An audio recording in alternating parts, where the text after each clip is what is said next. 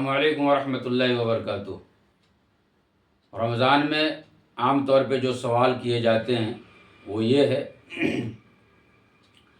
کہ نیت کس طریقہ پر کریں گے۔ تو یاد رکھیے، نیت دل کے ارادے کا نام ہے۔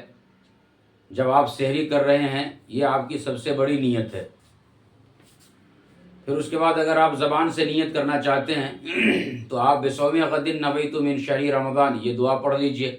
اگر عربی میں یاد نہیں ہے تو آپ اردو میں یہ کہہ لیجئے کہ میں انشاءاللہ کل دن کا روزہ رکھنا چاہتا ہوں۔ بس یہ آپ کی نیت ہو گئی۔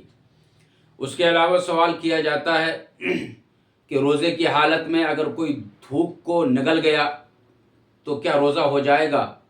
تو یاد رکھیے، روزے کی حالت میں آپ اپنے منہ میں تھوک کو جمع کر لیے، پھر تھوک کو نگل گئے، یا پھر بلغم منہ میں آ گیا اسے بھی آپ نگل گئے، یا آپ بات کر رہے ہیں تو منہ میں تھوک جمع ہو گیا اسے نگل گئے، یا اس کے علاوہ جب ہم بات کرتے ہیں تو ہونٹ ہمارا سوکھ جاتا ہے، پھر ہم ہونٹ کو اس طریقہ پر تر کر لیے، تو یہ تمام طریقہ جائز و درست ہے، اس سے روزہ ہرگز نہیں ٹوٹا کرتا۔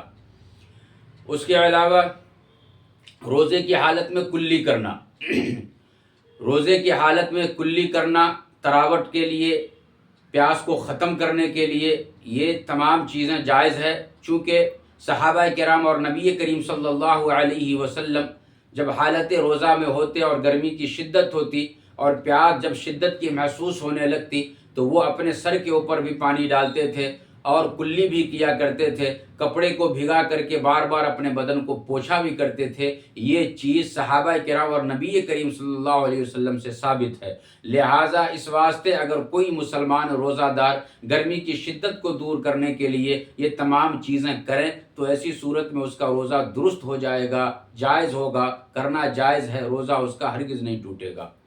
اس کے علاوہ سوال کیا جاتا ہے روزے کی حالت میں تیل لگانا۔ یاد رکھیے، روزے کی حالت میں آپ سر کے اوپر یا پورے بدن میں آپ کسی بھی طرح کا تیل لگا سکتے ہیں، جو تیل لگانا جائز ہے۔ اس کے اندر خوشبو کا تیل ہو یا سادہ تیل ہو، گرم تیل ہو یا پھر ٹھنڈا تیل ہو، ہر طرح کا تیل لگانا جائز ہے، آپ لگا سکتے ہیں۔